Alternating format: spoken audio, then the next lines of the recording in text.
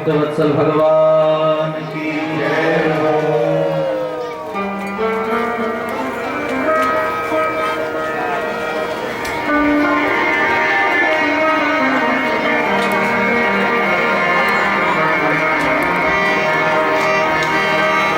दया सर्वभूतेषु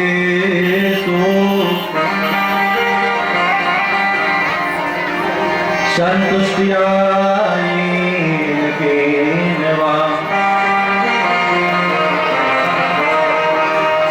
सर्वेन्द्रियोपशान्त्या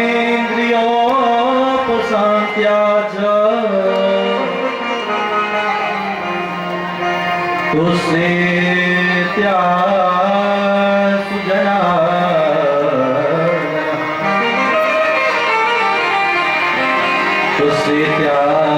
सुजनार्दनः। परम मंगलमय आनंद कंद अभिलोकाधिपति जगत नियंता जगत पालक जगदाधार भगवान श्री गोविंद की महती कृपा से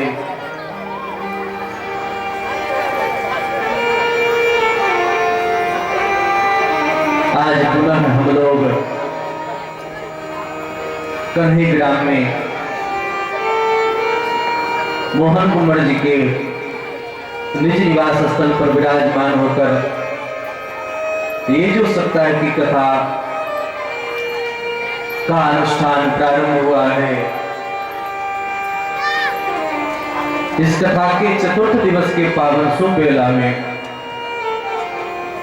अपने मानव जीवन के सर्वांगीण विकास हेतु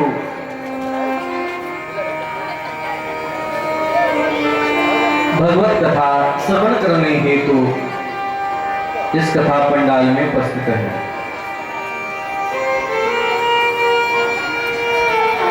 गौर करेंगे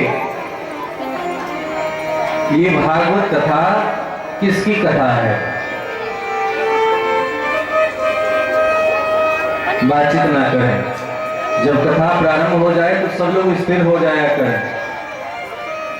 अगर श्रोता श्रोता तो वक्ता भी वक्ता, अगर श्रोता श्रोता बन करके सुने तो वक्ता भी कथा कहता है। लेकिन अगर श्रोता श्रोता या सरोता या तो कथा सुने या सो जाए या काट छाट करने लगे, इधर उधर बातचीत करने लगे तो वक्ता भी बकबक करता, कुछ भी कह करके समय निकाल करके कथा पूरा करके निकल जाता। तो श्रोता के ऊपर निर्भर करता है कि वक्ता से क्या कहवाना चाहता है। इसलिए श्रोता को अत्यंत सावधान होने की जरूरत है। वैसे तो केले के पात पात पात पात पात पात में पात, केले के पात पात पात और पात पात में पात, वैसे ही वक्ता के बात बात बात बात बात में बात। एक बात को पकड़े तो महीनों बोल सकता हूं, लेकिन क्या बोलना चाहिए। भगवान ने मुंह दिया एक, कान दिया दो, सुनो अधिक बोलो कम। हम लोग बोलते अधिक हैं और सुनते कम हैं। लेकिन यहाँ बड़े बड़े बॉक्स लगाए गए हैं सुनने के लिए ही, तो आप लोग यहाँ आए सुनने के लिए ही ना। लेकिन यहाँ आकर के भी सुन ना पाए, घर द्वार की गप्पे लड़ाने लगे तो फायदा क्या होगा। ना अपने सुनते ना किसी को सुनने देते। इसीलिए जब कोई व्यक्ति विशेष कीमती वस्तु किसी को देता है तो कहता है भैया संभाल के रखना, कि नहीं। जैसे पहले किसी के पास अगर पैसा होता था तो लोग अपने वस्त्र में गांठ बांध करके उस पैसे को रख लेता था, कि नहीं। पुराने लोग कितनी बार गांठ लगाते, एक बार, दो बार, तीन बार, चार। लेकिन 4 बार गांठ लगाने के बाद भी कुछ दूर चलने के बाद पुनः गांठ को खोल करके देखते थे कि है कि नहीं। उस गांठ को खोल करके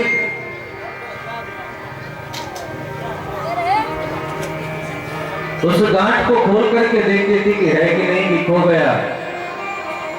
जब सुरक्षित रहता है तो पुनः बांध दिया, फिर दोबारा, फिर कुछ दूर चले और कुछ दूर चलने के बाद पुनः गांठ खोल करके देखा। उसी प्रकार हम सबको भी बार बार गांठ खोल करके देखना चाहिए कि हमारा मन स्थिर हुआ कि आज 4 दिन कथा हो गई, लेकिन एक ही बात को समझाऊं ये संभव तो नहीं।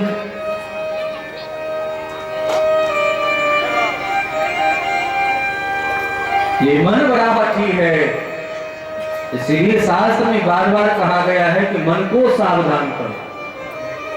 इस शरीर में राजा कौन है? राजा मन है। इसीलिए जब किसी का मन चंचल होता है तो उसे चंद्रमा का मंत्र दिया जाता है। चंद्रमा को संतुष्ट करने के लिए उनका अनुष्ठान करवाया जाता है। वेद भगवान कहते हैं चंद्रमा मनसो जासचक्षो सूर्यो अजायत।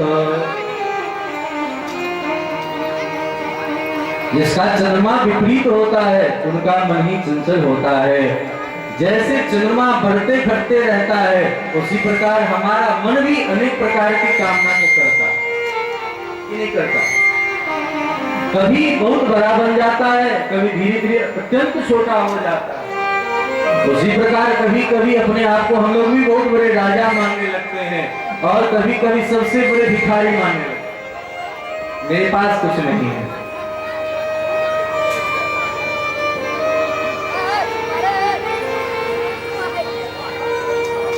ऑपरेटर का काम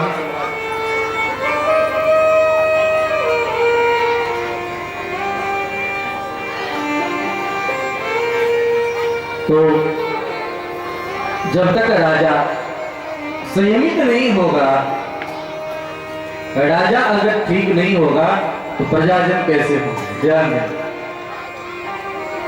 मन अगर जिस व्यक्ति का अत्यंत चंचल है, उन चंचलता के चक्कर में पड़ करके व्यक्ति कुछ कर पाता है?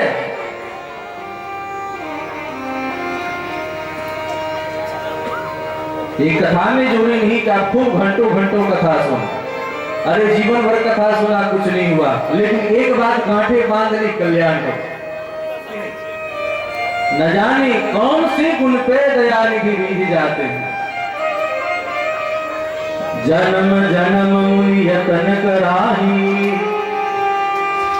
अंतराम कहियावत नानी। जो लोग तुलसी माला से घबराते हैं, विचार करो, अरे जीवित में ही अगर तुलसी नहीं पहनी तो मरने के बाद भी तुम्हारे समाधि पर तुलसी का पेड़ तो लगा लीजिए।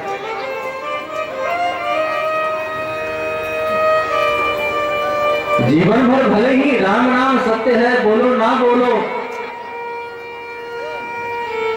लेकिन मरने के बाद भी लोग तो कह ही देगा राम नाम सत्य है।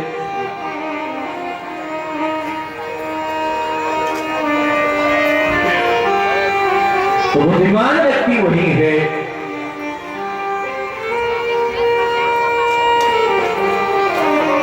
कि जीवन के नश्वरता को समझते हुए भी सदैव भगवान के नाम का आश्रय लेता है, यानी सत्य का आश्रय लेता है। संसार में विवाद चलता रहता है।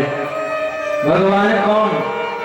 राम कृष्ण शंकर गणेश दुर्गा इंद्र आदि कौन से देवी देवता हैं और किनका आदर करना चाहिए, किनका आश्रय लेना चाहिए? लोग अपने घरों में देवी देवता को भरे रहते,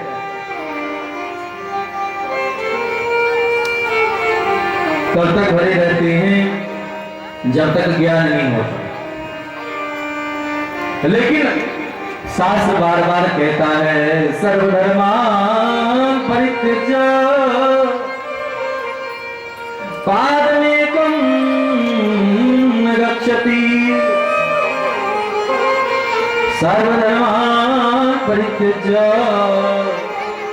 मामेकं शरणं व्रज। अहं त्वा सर्वपापेभ्यो मोक्षयिष्यामि मा शुचः। गीता का उपदेश करते करते भगवान ने कह दिया सभी धर्मों को छोड़ दो, त्याग दो, और सभी धर्मों को त्याग करके केवल मेरी शरणागति ग्रहण करो।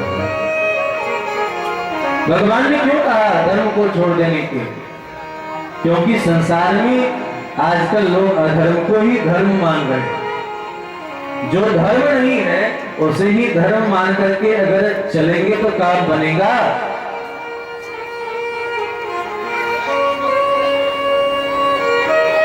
जिस भक्ति में, जिस धर्म में, जिस साधन में सरलता नहीं, क्या वह धर्म है? क्या वह भक्ति है? क्या वह भगवान है? अरे अपने दांत से ही कभी कभी जीभ कट जाए, कभी कट नहीं जाता हो, कटा क्यों? कटा अपने दांत से कभी जीभ कट जाए तो क्या आप लोगों ने कभी हथौड़े लेकर के अपने दांत को तोड़ा है? नहीं तोड़ा। क्यों नहीं तोड़ा? कभी दांत से कहा क्यों रे दुष्ट, एक बेचारे जीव को परेशान कर रहे हो? क्या कभी कहा? 32 दांत के मध्य में केवल एक जीव है। अगर जीव ना रहे मनुष्य खा पी पाएगा? उसी प्रकार संसार में हर प्रकार के द्वंद्वों के बीच रह करके भी जो अपने भक्ति को बचा ले, विभीषण जी कहते हैं उसी प्रकार भक्ति को बचाने वाला केवल मैं ही आपका भक्त हूं। सुन करके गदगद हो गए हैं भगवान राम। उसी प्रकार हम जीवों का भी कर्तव्य है, हम जीवों का भी कर्तव्य है अपने भक्ति को, अपने साधन को सदैव बचाने का प्रयास करना चाहिए। अपने मन को सुदृढ़ करके, संयमित करके रखना चाहिए। तो भक्ति वही चीज है, भगवान वही है जो किसी भी स्थिति में अपने संतति के व्यवहार को देख करके कभी दुखी नहीं होते। आपने इंद्र के बारे में सुना है कथाओं में, और आगे तो सुनेंगे ही। जब इंद्र की पूजा बंद कर दी नंदलाला लोगों ने, तो इंद्र ने मूसलाधार बारिश करके तहस नहस कर देने का हुक्म फरमा दिया कि नहीं,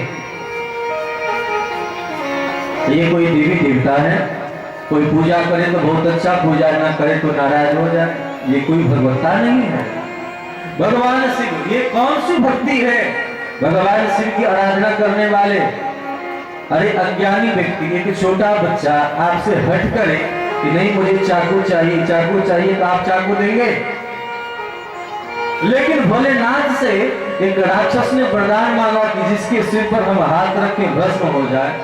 सोचना नहीं चाहिए कि देंगी ना दे, विचार करना चाहिए। लेकिन बिना विचार किए उन्होंने दे दिया। औढ़रदानी तो कह देते हैं, औढ़रदानी, ये औढ़रदानी वाली बात नहीं है। जो व्यक्ति जो वस्तु मांगे उस व्यक्ति को वह वस्तु हम दे दें, बदले में उस व्यक्ति को हानि हो या लाभ हो उससे कोई मतलब नहीं, ये अपने वाली बात है। जो अपने होते हैं वे सदैव आपका हित खोजते हैं, हित चाहते हैं, अहित नहीं होने देते हैं। इसीलिए धर्म का कोई व्यक्ति दुरुपयोग ना करे, सिर्फ सदुपयोग करे। इसी बात को जनाने के लिए भगवान ने गीता के अंतिम तक कह दिया, सर्वधर्मान परित्यज्य माम एकम शरणं व्रज। सभी धर्मों को छोड़ करके केवल एक मेरे शरण में आ जाओ, हम तुम्हें सभी पाप से मुक्त कर देंगे। जब राष्ट्रपति से परिचय हो जाए तो व्यवहारिक लोगों की, चपरासी को कोई पूछता है, बोलो, राष्ट्रपति से जिसको परिचय हो वो साधारण लोगों की बात सुनता है? उसी प्रकार जब तक रामकृष्ण से मित्रता नहीं है, संबंध नहीं है, उनके प्रति प्रेम नहीं है, उनके प्रति आग्रह नहीं है, तब तक भटकते रहो यहां वहां, इस देवता उस देवता की चक्कर। तो मन है राजा इस शरीर का। तो मन को अगर हम नियंत्रित कर लें तो काम बन जाएगा। मन है बड़ा कठोर, मन को अगर भगवान की भक्ति में लगाना है, भगवान को मानने का मतलब है सत्य को मानना। भागवत में इसीलिए किसी देवी देवता का नाम नहीं दिया। भागवत के मंगलाचरण में कहा जन्माद्यस्य यतोन्भयादितरतस् चार्तेषु विज्ञस्वराट् तेने ब्रह्महृदायादिकवये मुह्यन्ति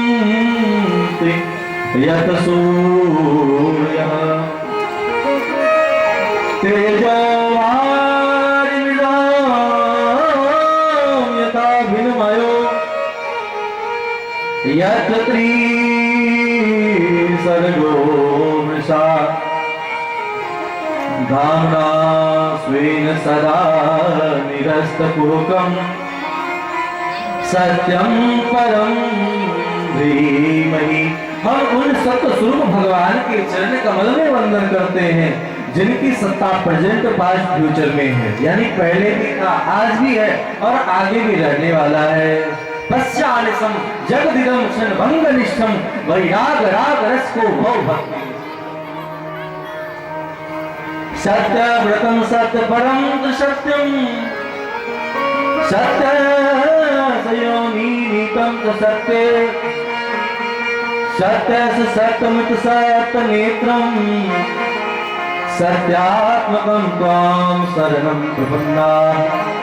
सत्यव्रतम जिनका सत्य ही व्रत है, सत्यव्रतम सत्य परम सत्यम सत्य योनि जिनका सृष्टि भी सत्य ही है। ऐसे सत्य सनातन भगवान के पाद पद्मों में हम वंदन करते हैं। तो आदि में सत्य, मध्य में सत्य और अंतिम में भागवत में संपुट लगाते कहा तत्सुतम विमलम विशोकम मृतम सत्यम परम धीमहि। यानी भागवत का एक भी वस्तु त्याग योग्य नहीं है। धर्म प्रोजित कैतवो परमो निर्मत्सराणां सतां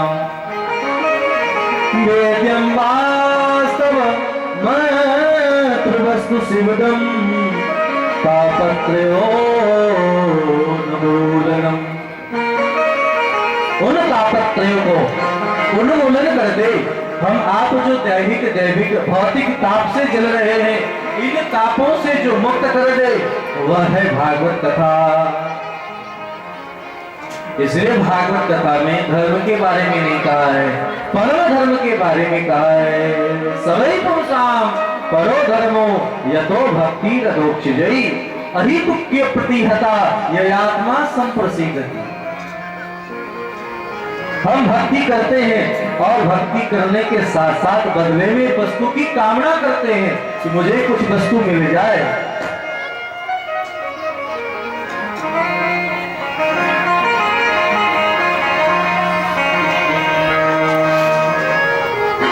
जब कामना से युक्त होकर के हम कोई भी साधन करेंगे तो हम लोगों को ज्ञान और वैराग्य नहीं होगा।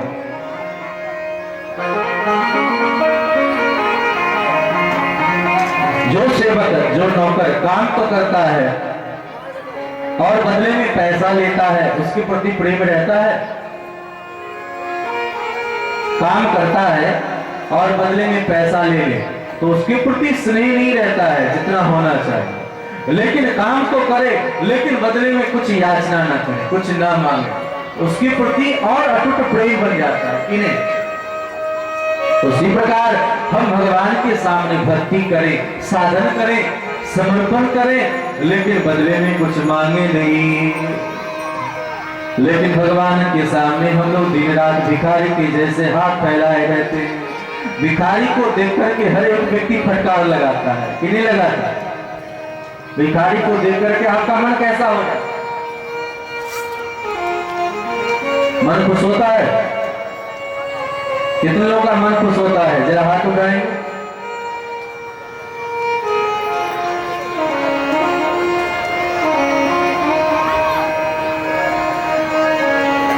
और कितने लोगों को भिखारी को देख करके मन खुश नहीं होता है, जरा हाथ उठाएं। यहां के लोग कंफ्यूजन वाले हैं।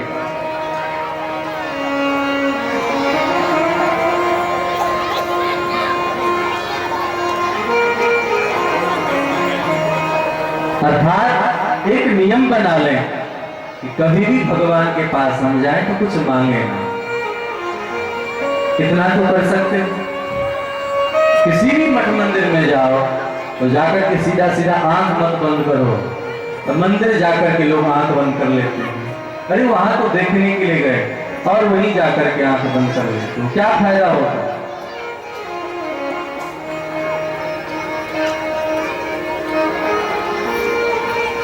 इन छोटी छोटी बातों को ही अगर हम समझ ले तो कल्याण हो जाए। भगवान श्री सुखदेव ने यही बात समझाया है परीक्षित जी महाराज को कि मन को अगर हम कंट्रोल करना चाहते हैं तो ऐसे नहीं होगा। मन को कंट्रोल करना है तो क्या करो, बोले भगवान की लीला कथा सदैव श्रवण करते रहो।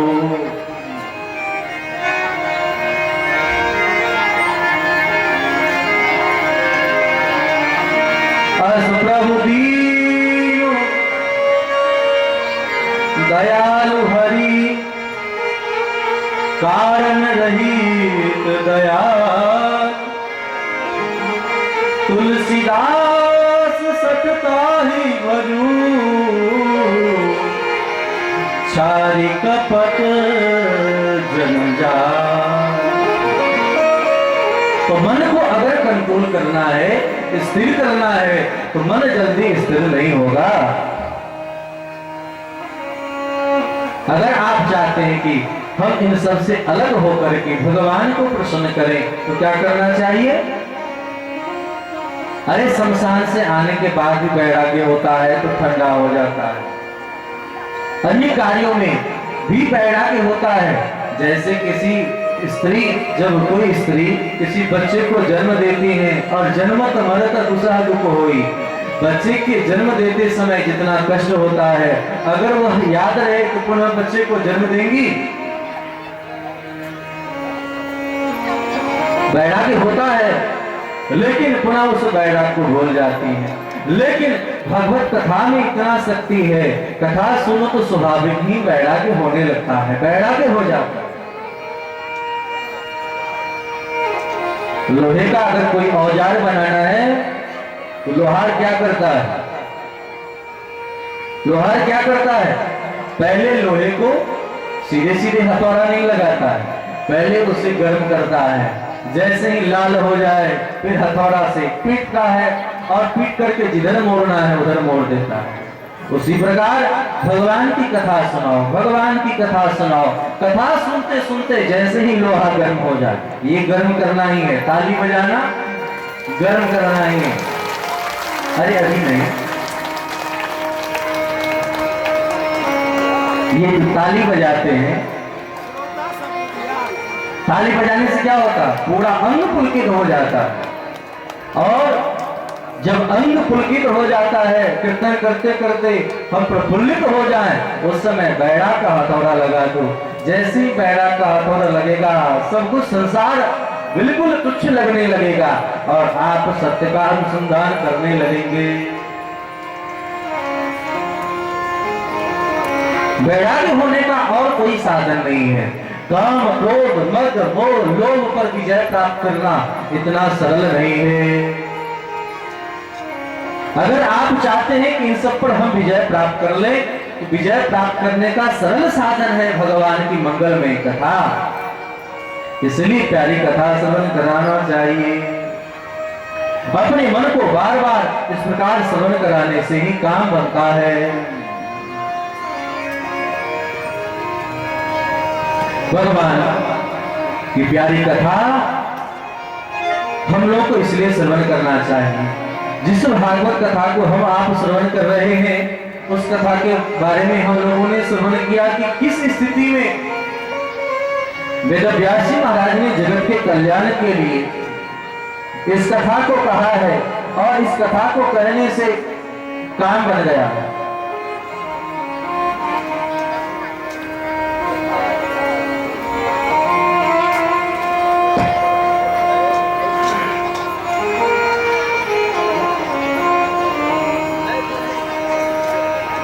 भगवान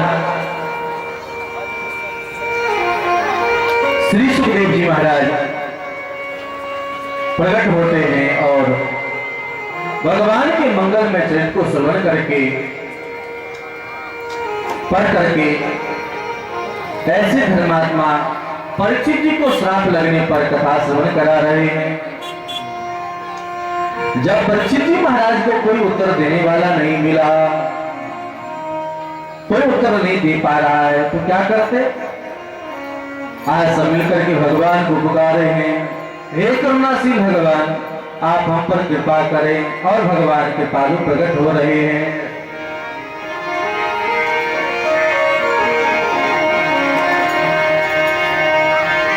परीक्षित जी महाराज के साथ सब लोग गान करते हुए कहते हैं, एक अर्ज मेरी सुन लो, एक अर्ज मेरी सुन लो, एक दार से कन्हैया, एक अर्ज मेरी सुन लो, दिलदार है कन्हैया, एक अर्ज मेरी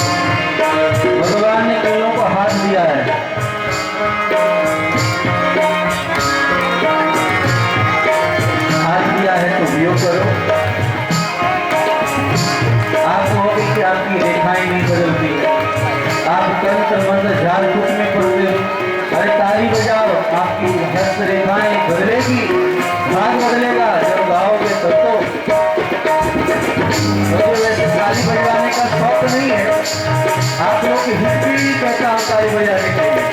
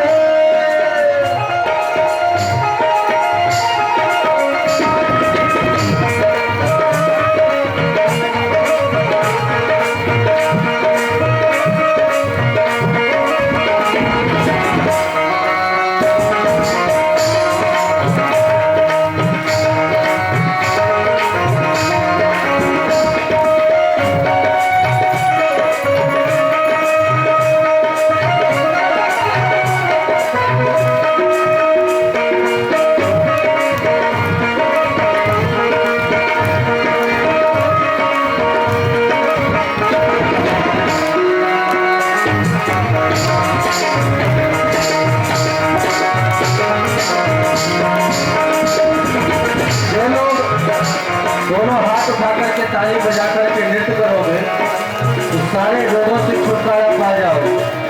फिर आपको बाबा रामदेव जी की बताए योग पर नहीं चलना होगा, समस्त योगासन प्राणायाम हो जाएगा। इसीलिए फिटनेस के लिए भी नृत्य करना जरूरी है। जो लोग घर में बैठे बैठे काम चोर बन रहे हैं, आलसी बन रहे हैं, वे लोग भी खड़े हो करके, चाहे महिला हो चाहे पुरुष हो, फिटनेस के लिए हंसो, ताली बजाओ और नाचो, एक साथ गाने चलाओ। 3 1